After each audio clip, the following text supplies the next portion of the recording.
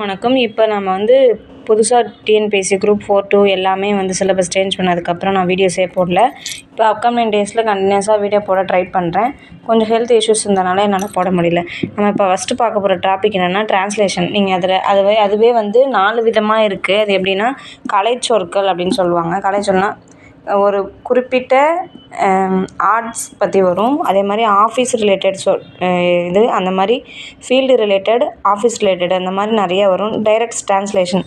இப்போ நம்ம ஒவ்வொரு கொஷின் பேப்பர் என்கிட்ட ஒரு set of 42 question paper. Tamil eligibility test தான் நமக்கு மெயினு. தமிழ் எலிஜிபிலிட்டி டெஸ்ட்டு வச்சு ஒரு 42 கொஷின். அதில் தான் இப்போ இருக்க சிலபஸ் படி மேட்ச் ஆகிற கொஷின் பேப்பர்ஸு. நம்ம டிஎன்பிஎஸ்சி குரூப் 4, குரூப் 2, குரூப் 1 இல்லாமல் இந்த கொஷின் பேப்பர்ஸையும் நம்ம கண்டிப்பாக அனலைஸ் பண்ணி தான் ஆகணும். செட் ஆஃப் ஒரு 42 கொஷின்ஸ் வேறு டிபார்ட்மெண்ட்டில் எலிஜிபிலிட்டி டெஸ்ட்டுன்னு சொல்லி 150 மார்க்குக்கு வைப்பாங்க.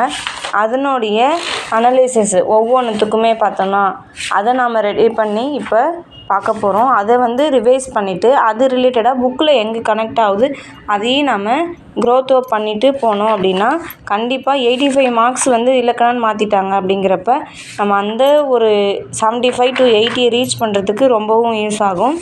உங்களால் உட்காந்து படிக்க முடியலன்னா வீடியோஸ் மூலயமா வர ஹிண்ட்ஸை எடுத்து எழுதி வச்சு கூட நீங்கள் படிக்கலாம். தேங்க்யூ ஃபார் வாட்சிங்.